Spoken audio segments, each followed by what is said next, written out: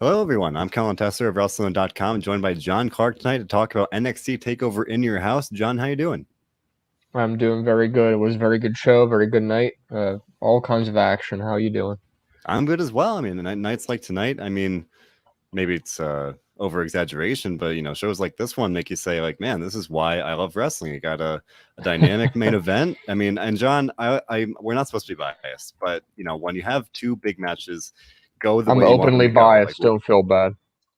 yeah, like for me, like the two people I really wanted to win tonight, they won, so it's hard not to feel good.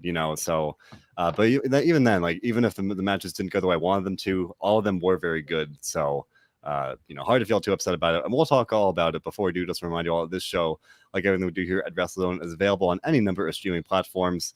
SoundCloud, Spotify, YouTube, Apple Podcasts, whatever it may be. We've got you covered. So leave like and subscribe. Now, I guess we should begin with the NXT title match and then the show closing angle that has a lot of people talking already. So, John, fatal five-way match. Karrion Kross, Johnny Gargano, Adam Cole, Pete Dunne, and Kyle O'Reilly went out there. Five of NXT's very best and brightest, or maybe the best and brightest in NXT. We talked about it last week on the Go Home show, but man, it was hard, to think this match would underwhelm. I mean, you've got these really talented guys, and like you mentioned, you some feeling that you hoped it'd be a packed crowd, but hey, they did kind of up the attendance for the Capital Wrestling Center here.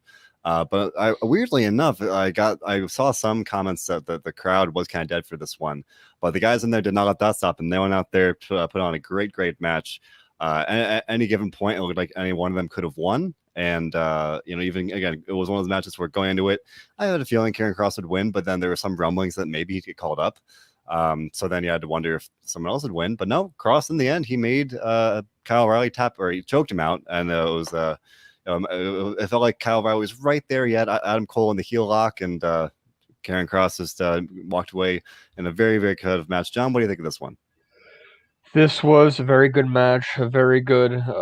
Just the way the show ended. Not only did it leave you with a very good match that could potentially be match of the year, it left you with a very good cliffhanger that wants you to come back for more on Tuesday.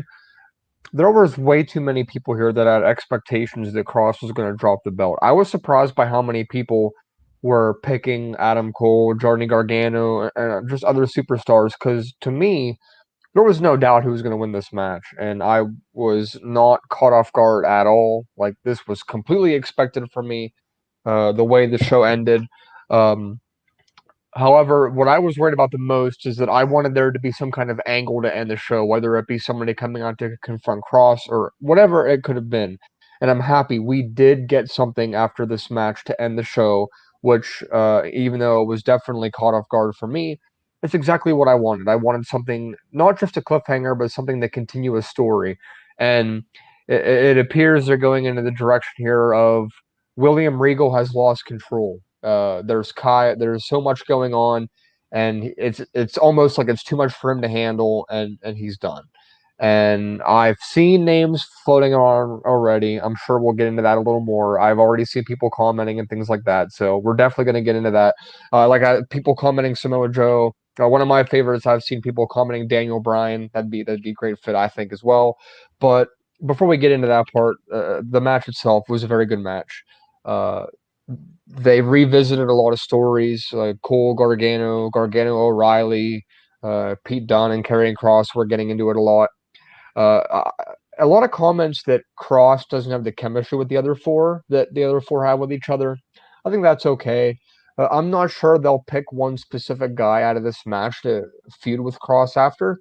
You almost feel like they have to, like one of these four has to be next because, like, if you really sit down and dig deep and think, well, who could possibly be next? To me, if it's not somebody that would be completely out of right field, this would have to be one of these four guys. Yeah. But give us your thoughts on the match and then explain this angle that we saw after the match. I mean, for me, I mean, you kind of mentioned the chemistry aspect where people thought that that Kross didn't have the chemistry with a lot of these guys. Where had and I saw another tweet where someone said, this match had a lot of great moments with 4 guys, and none of them were Karrion Kross. I was like, man, people are like being pretty harsh to Karrion Kross here, and I talk about it every week, but I really like Karrion Kross. Obviously, the presentation's great, the character's great. We saw his 2 matches with Finn Balor; those were fantastic. And granted, you can always say, oh, maybe the other guy made the other one look even better. But no, it takes 2 to tango. So Kross obviously can go in the ring. But I guess it is fair to say that a match like this, there was probably the expectation that the 4 other guys would, I guess, quote unquote, outwork him. But for me, I mean, all 4 guys look good. I will say there were some stretches where Kross was kind of either like lying down and selling, or was like down the outside for some stretches. And that, that's fair. He may not have the chemistry, or not the chemistry, the stamina necessary to go the way that the other 4 guys did. And that's fine. You're not, when you have a big, beefy champion like that, that's just kind of the way it usually works, barring some notable exceptions. And that's not a problem or a knock on Kross at all. So the fact that we had 4 guys going out there, bell to bell, 100 miles an hour, tearing down the house, I thought it was great. And all those callbacks you mentioned with Cole, Gargano, their classic feud. We had a very brief Undisputed Era reunion, or at least kind of collaboration where they double powerbomb Kross there. Lots of fun stuff like that. Great match closing spot where again, O'Reilly right on the cusp of victory there, almost had out of Cole tap out. I thought they actually might go over that way, having O'Reilly make Cole tap out like that, but then Kross kind of snuck up behind him, choked him out. So as for what's next, I would have to imagine it's one of these guys. Adam Cole has a pretty darn valid excuse. Like, he didn't get the fall. He could easily say like Kross. Pretty much anybody but Kyle O'Reilly could probably give an argument about why they deserve another chance. So it appears to me that, to me, it really comes down to between Adam Cole and Pete Dunne. I don't think Johnny Gargano is going to stay involved in this. So I think we're going to get either Adam Cole or Pete Dunne next in line.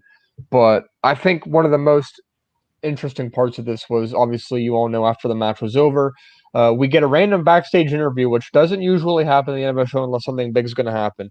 And what I thought was going to happen, because William Regal was walking out the door, I thought somebody was going to be standing out there, like, who knows who it could have been. But we get outside, and just kind of a question where, give us your thoughts on the show. And William Regal says, I've never seen this much, basically saying there's so much drama and carnage going on that he can't control it. And then he leaves. The show goes off air by him saying, maybe it's time for a change. And we can't definitively say what he means, but the implication was that he might be stepping down as general manager. This immediately sends social media into a frenzy. It appears that nobody likes that idea already. People must love William Regal or something, because William Regal, man. People love William Regal. People are like, I don't care who it is. Nobody can replace William Regal. But 7 years. But if, and we always like to play what if here, if that's the path they're going down, which clearly seems to be the case here, and obviously they probably already have a name in mind internally backstage, or they could always go the path of having no GM at all, which I don't think NXT fits that mold very well. I think they need somebody in charge. Do you have any names that immediately pop out in your head to possibly be the next general manager? Well, just to go off a lot of the comments here, because it is kind of the elephant in the room. Everybody, it feels like, is saying Samoa Joe. There was the rumor, at least, that he was spotted. That he was spotted at the Performance Center, and that supposedly NXT, the executive team there, whatever you want to phrase it, that they might be interested in bringing Joe back. If that's the case, it could be for this, but again, I have to imagine I think we've talked about it before, but you have to imagine that he wants to wrestle. That he wants to wrestle. That's why he got released. It's not like he left of his own accord, but now with that freedom, you have to imagine that he'd want to wrestle. I don't see him coming back for a GM role. That could have been a lot more practical when he was, recovering from his concussions and all those things before he left. But then he joined the broadcast team. Now he's probably really raring to go and get back in the ring. So to me, that would make a lot of sense from from looking at it from his perspective. But I've seen 3 names being floated around a lot. One, Samoa Joe. I think we've talked about that.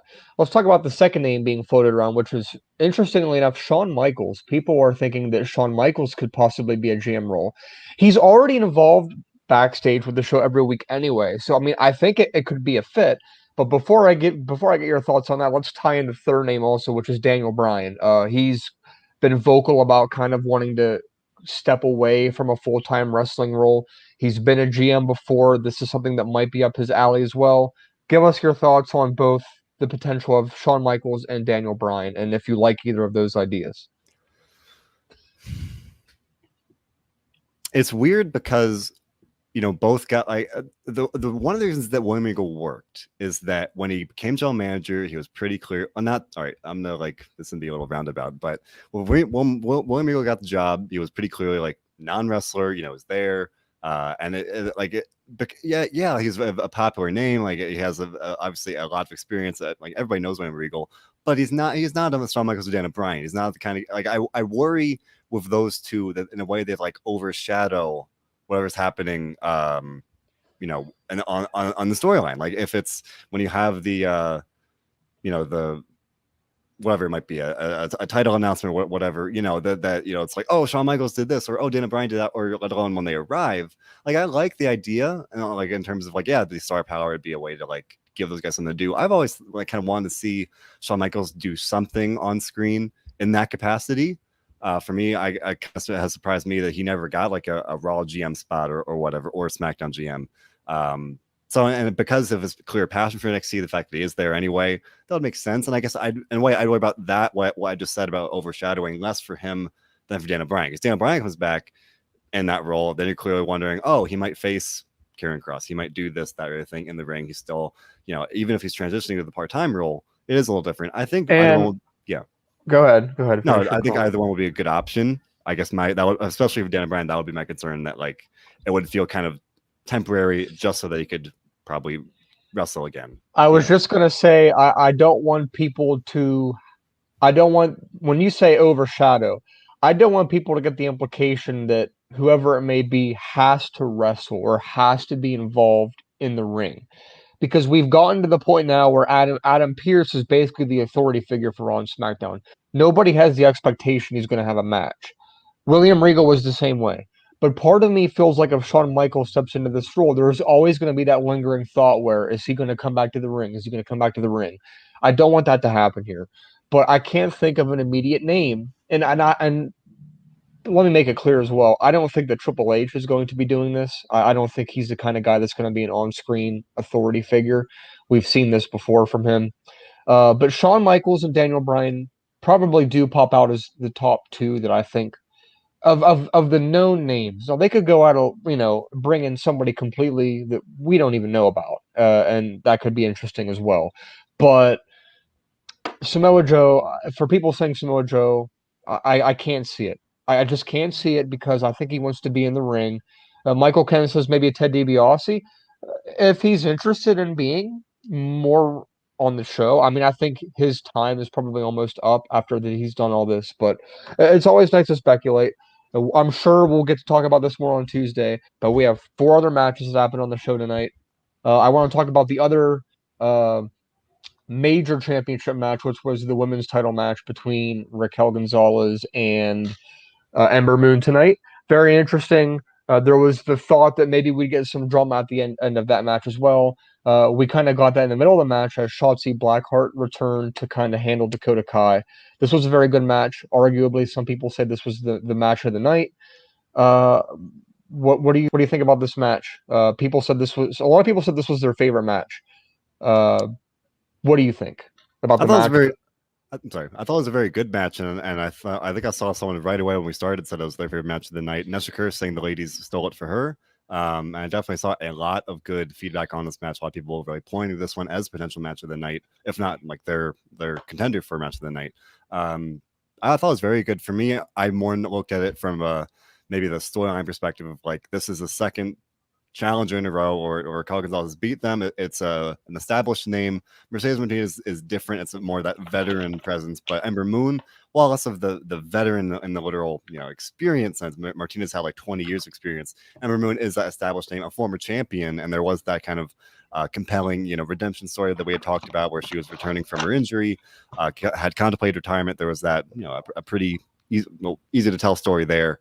I thought she looked great. I thought it was a pretty easy, clash of like, Gonzalez's power and Ember Moon's kind of high flying and more unorthodox offense in that sense. So I like that. I thought it was very well put, a good match, just start to finish in that sense. Bringing Shotzi Blackheart, back in that sense was good to kind of help level the playing field. Now I wonder, we've heard that Gonzalez is interested in challenging for the tag titles again. Obviously, the way currently have them. So unfortunately, NXT still has kind of the same 3 tag teams in the women's division. So it feels like we might be getting more of that.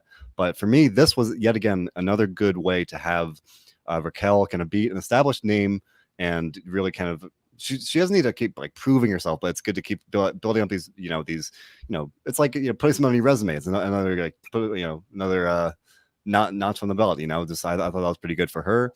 And yeah, I was very much thinking that we'd get probably a post match angle with Dakota Kai or something, and we didn't. But I have to feel like that's kind of where we're going sooner rather than later, especially after this, because kind of unlike the NXT, the men's championship here, it's like, okay, kind of what's next for Raquel, and kind of Dakota Kai kind of jumps off the page.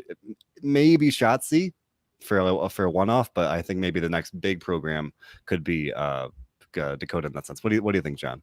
I think it's long overdue. I actually said that a lot of people were hoping that was going to happen tonight, that somebody would turn on somebody. We're not clear who's going to turn on who yet. It just depends who they want to be the baby face and who they want to be the heel. I think it's going to be interesting. Nevertheless, I mean, we can't forget, which I think is probably going to happen next. Io Shirai is back. I think she'll probably get a title match at the Great American Bash on July 6th. less than a month from now. It's like 4 NXT shows away from now. So I mean, that's going to be interesting. Xia Li has made her presence known as well, but to me, this all depends on if Raquel is going to be treated as a face or a heel. It just all depends, because if she's going to be a heel, then of course you got Io Shirai. But if she's going to be a face, and then you have Xia Li. So there's a lot of X factors there.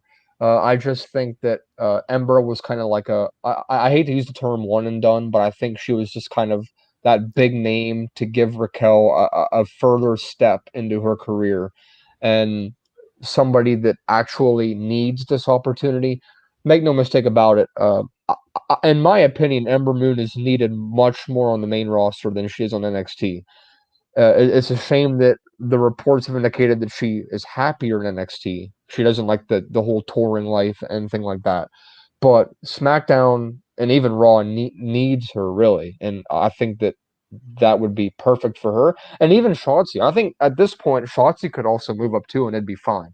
But that brings in a curveball with the tag division that NXT is on the path to forgetting about. But I do think we could see Xia Li teaming up with how do you pronounce Meiying something? Yeah. If they wanted to go that route, that would be interesting as well. But they have the assets they need to make this happen.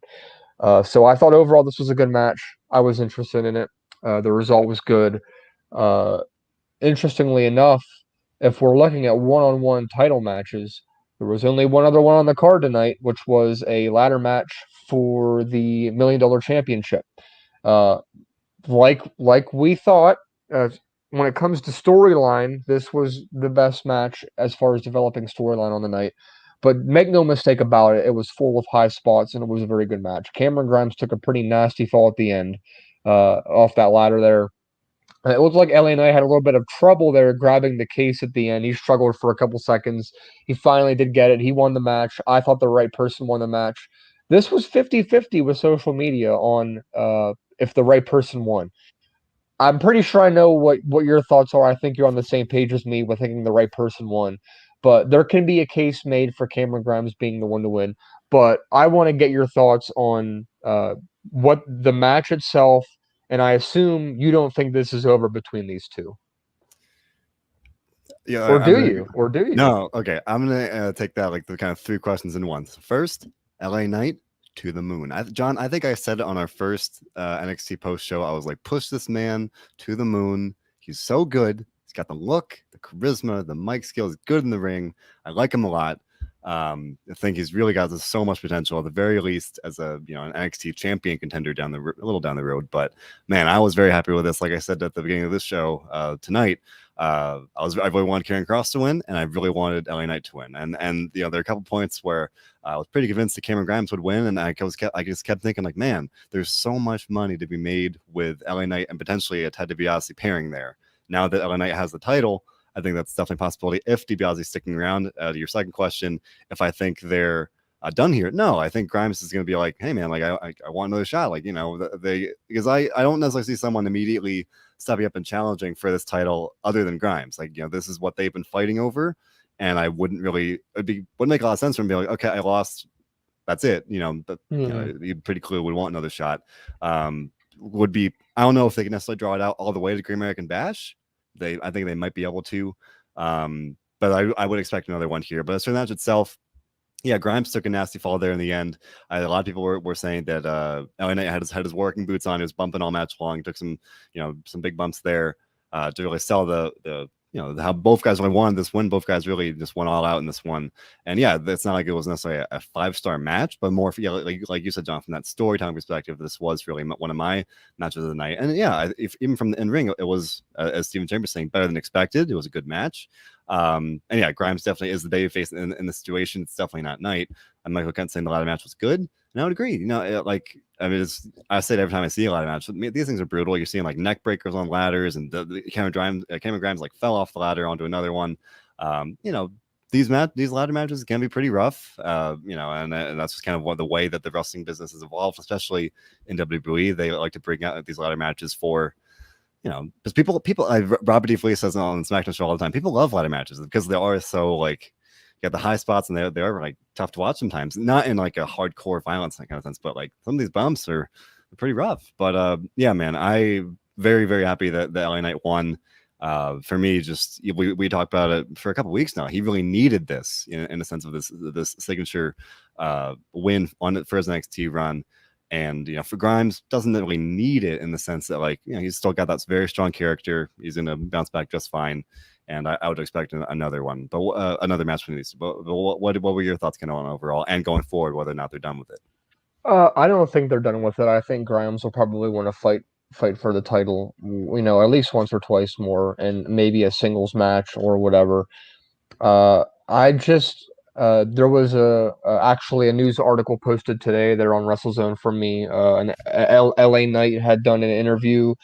Actually, it wasn't an interview. He was a guest on The Bump this week, and he mentioned that he really took it as a personal goal to give more prestige to the $1 Million Championship. He really wanted to bring it to a level where not just people wanted it, but people were interested in the program surrounding it. It hasn't really been worth anything in the past, and he acknowledged that. He wants to change that. I think it'll be hard to do with so many champions on NXT, but you certainly can't discredit him for trying. Yeah. Like comment from Luke Goddessor here says they need to figure out what they're doing with Grimes because every push he sort of gets, he ends up losing and then back to square one. And we've talked about this before. He has essentially been the R-Truth version of NXT. He doesn't win, but he's relevant on the show. And he was a heel R-Truth before that has now turned into basically a carbon copy of R-Truth now that he's a babyface. So I do agree in a sense that he does need to eventually win. I think he will. Kushida did eventually win. Candice LeRae eventually won. So it's going to be interesting to see what happens. I certainly hope that he is still featured on the show in a big part of it. Because if LA Knight, I don't want LA Knight to just over time retire this belt on his own and move on to something else and they just forget about this. At least somehow in a storyline, make it interesting. And that's what I hope they do. Yeah. And I do want to note this comment from DJ Cassier in the comments that we did not see Ted DiBiase interfere. He didn't sway the outcome. He was sitting at ringside. He was watching. Sometimes he was at by the broadcast table. So sometimes Grimes and Knight would kind of come over and fight by him, but it didn't intervene. Didn't even really show any any bias of oh, he was clearly rooting for either one to win. And then after the match, once night one, he gave him the title, but that's what what it was there to do. Is like it was there to present the title to the winner. So no, I just said I don't know if they could draw it out to the Great American Bash next month, but maybe if DiBiase is sticking around, maybe he does side one of these guys and then add a little more length to this, at least between these two. But you were just saying not wanting Cameron Grimes to kind of get lost in the shuffle, or to not have an important role in the show. But in a way, I guess one of two ways here. I'm trying to show Nando saying Grimes would be a good comedy wrestler on the main roster, like annoying some of the heels like Corbin or Rude or Ziggler.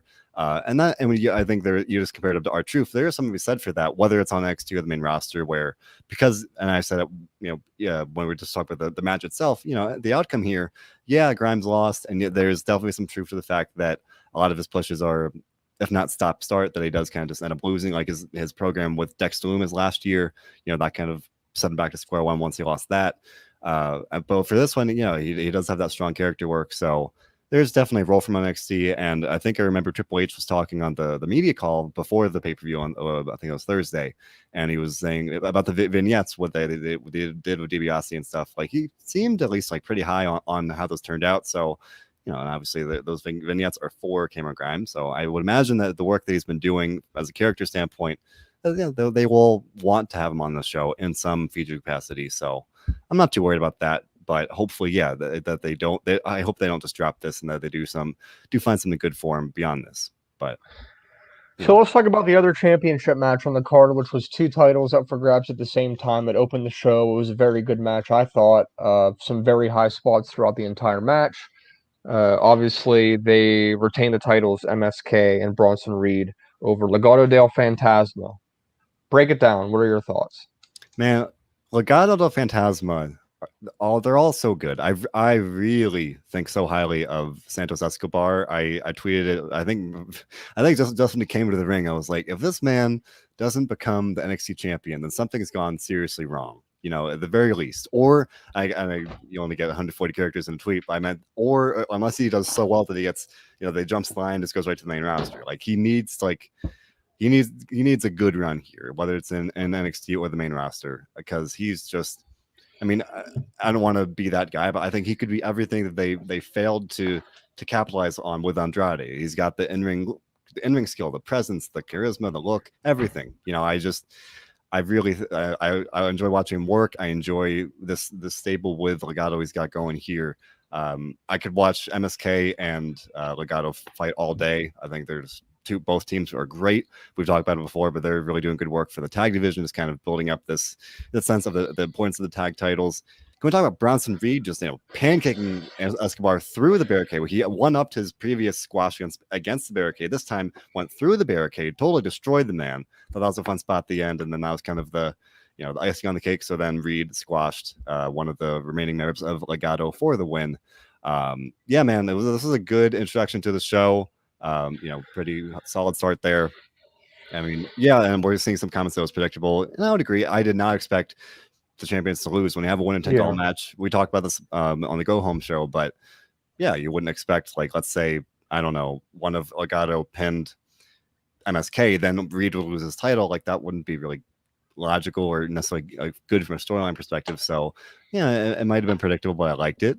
And I would hope maybe we're kind of moving on from this, or unless we get an Escobar and Reed title match. But while I just said I could watch MSK and Legado fight all day, I'd want to see maybe them defend against Girls Young Veterans again, or Tommaso Ciampa and Timothy Thatcher. So, shake it up a little bit in that sense. But I like this a lot, and big fan of Legado, and I hope that kind of like in the same sense as Grimes, I hope this loss doesn't really set them back too much, because I think they're very, very, very talented. But what do you think of this one?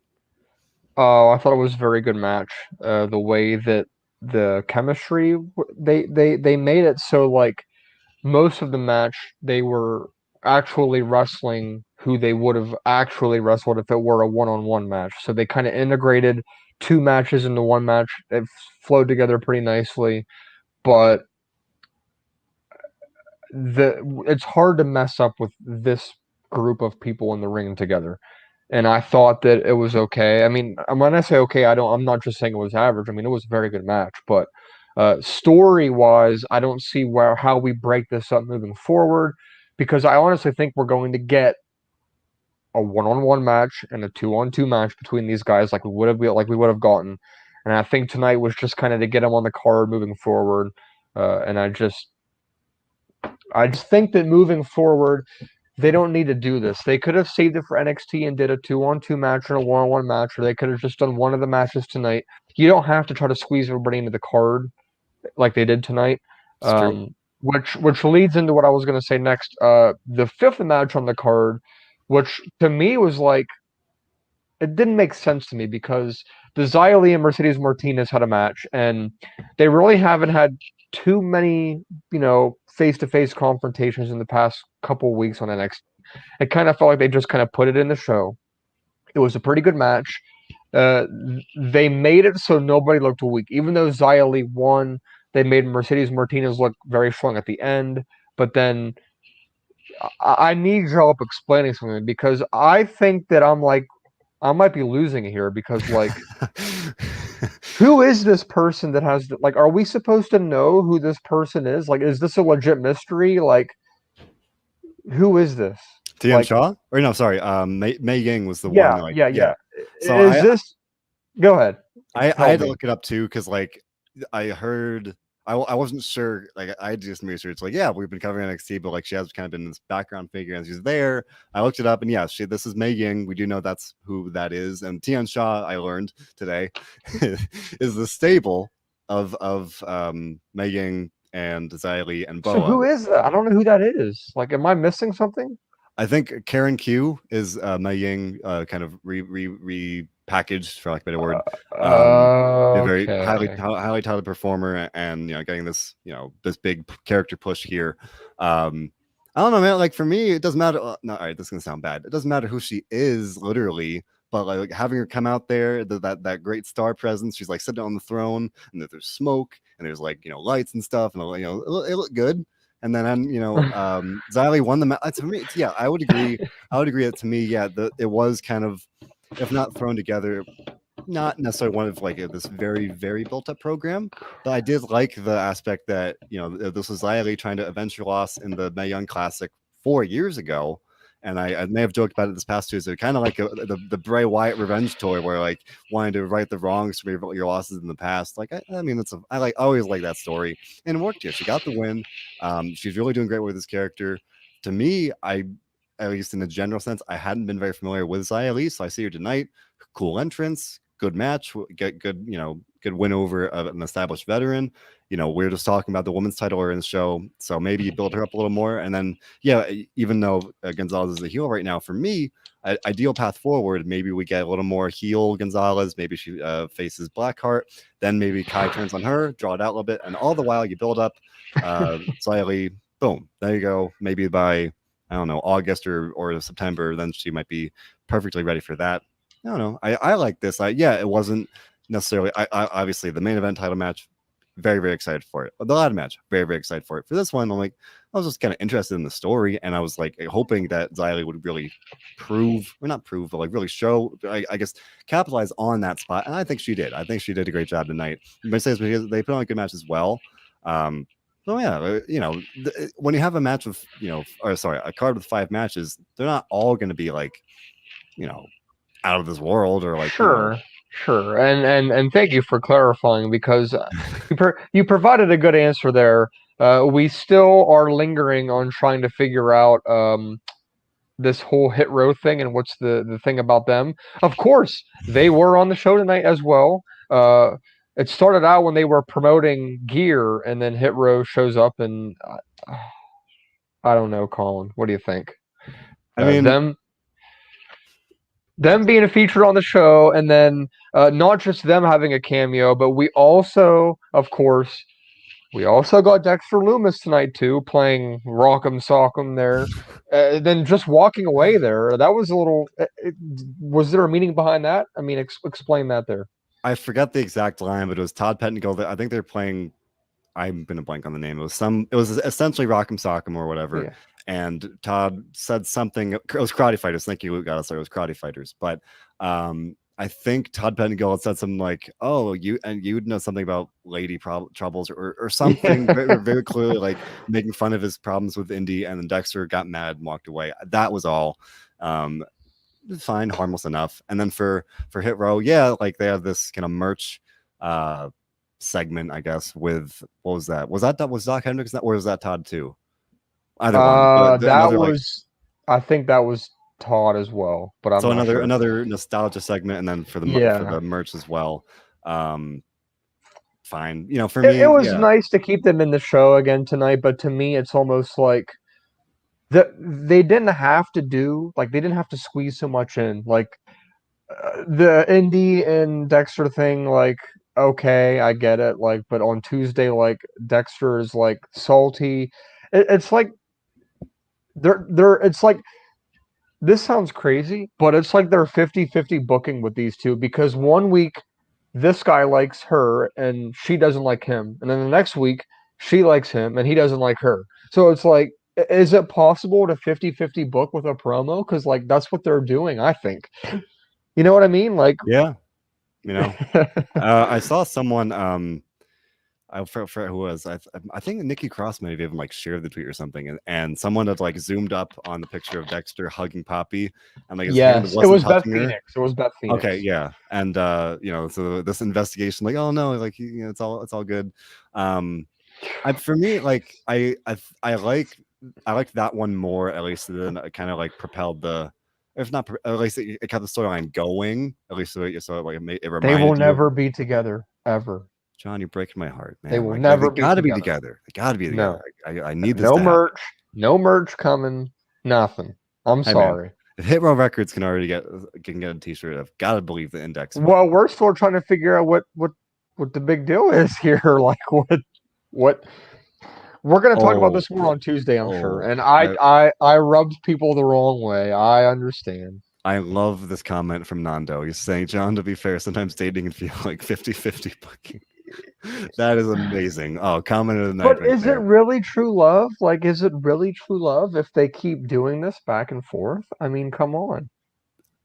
I'm gonna leave it at what Nando said. He has like, man, dating is I'm sure in 48 hours we're gonna be talking about this again, and somebody's gonna do something that somebody doesn't like, and it's gonna drag on for another week. Like Nesha Kirsch says right here, if they're going to be together, let them be together already. Do we have to wait every week? Like, I mean, clearly we know what's happening at the end of this, right? I mean, we know that eventually they're probably going to be together. All right, John, here's my pitch. All right, Great American Bash, July 6th.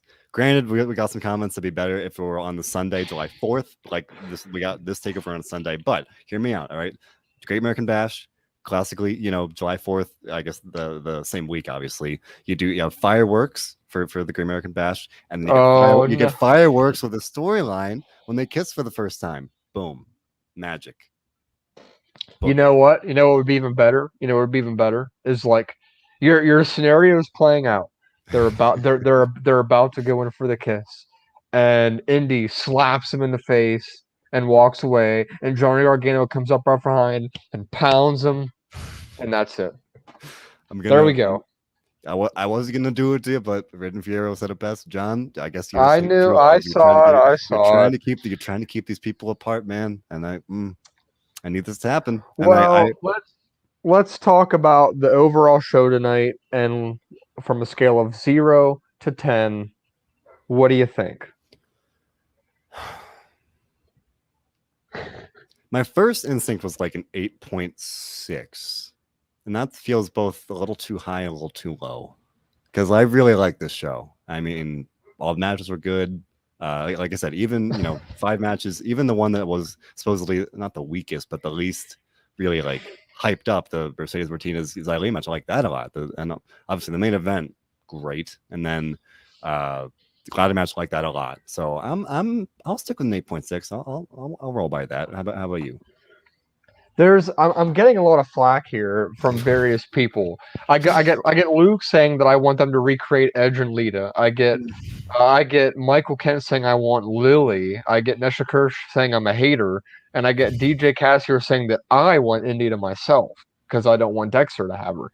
So we're getting a little bit of everything tonight here, and we're gonna find out what they do on Tuesday, because I'm gonna get to my rating in a minute. But what I'm saying is, building off of tonight, there are a lot of cliffhangers and a lot of good reasons why you want to watch on Tuesday. We have the Dexter Indy thing, we have the Hit Row thing, we have the William Regal thing, we have the Karrion Kross looking for our next challenger thing. That's 4 right there that we're gonna, and of course LA Knight's gonna have something to say also. So I think it's going to be very interesting.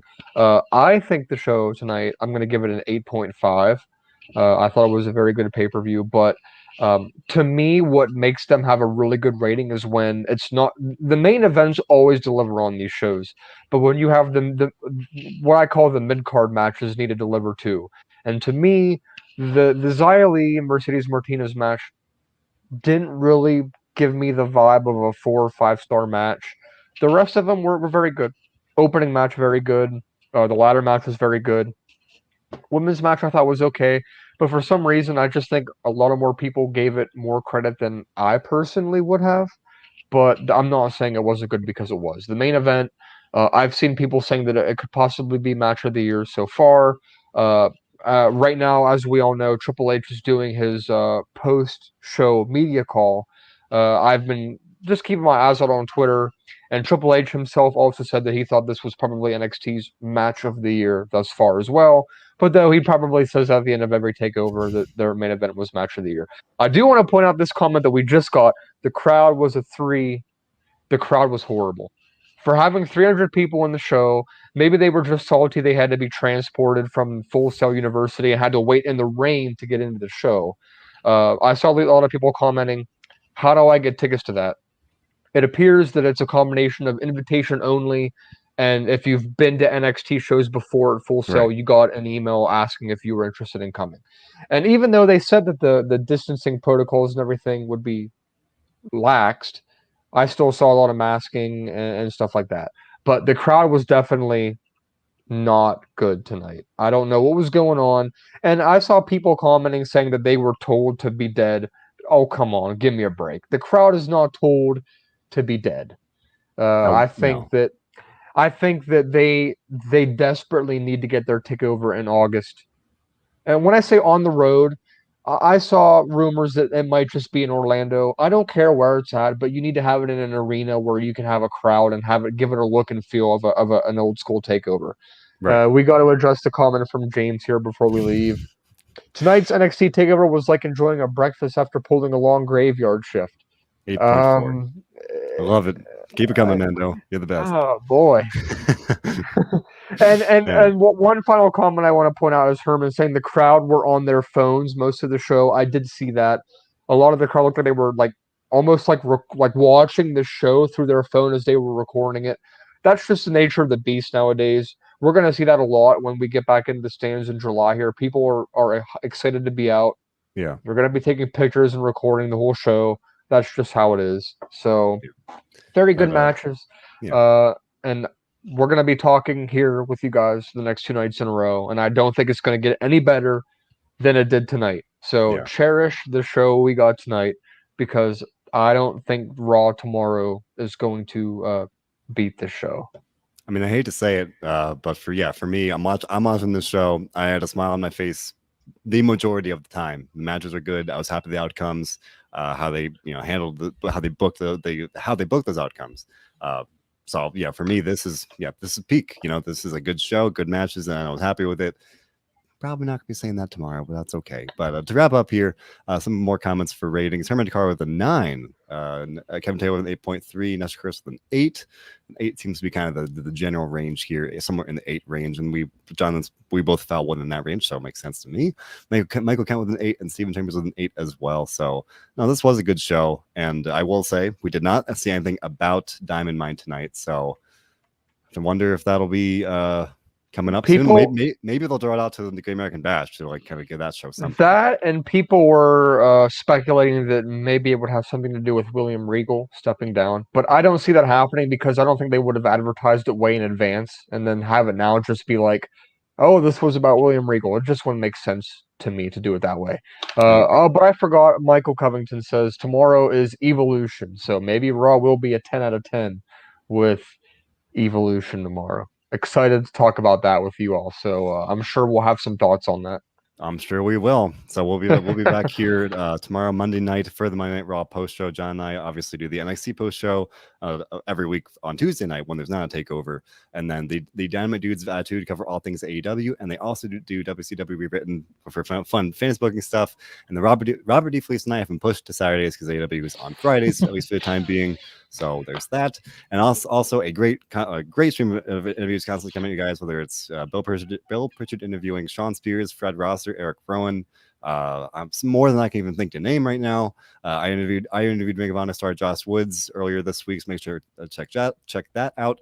All these things and more available on SoundCloud, Spotify, YouTube, Apple Podcasts, whatever it may be. We've got you covered. So, people, good show tonight. This is what you live for as a wrestling fan. You have a good show. You have these good matches, and you can just kind of escape all of the stuff about for being frustrated with WWE and all these things. Just enjoying this good show, because that's what we do here at WrestleZone. John, what do we do above everything else, no matter what? Besides enjoy wrestling, apparently also break hearts, according to James Esponto Fernando. But yeah, we enjoy wrestling and have a blast. Indeed. Thanks for listening, everybody.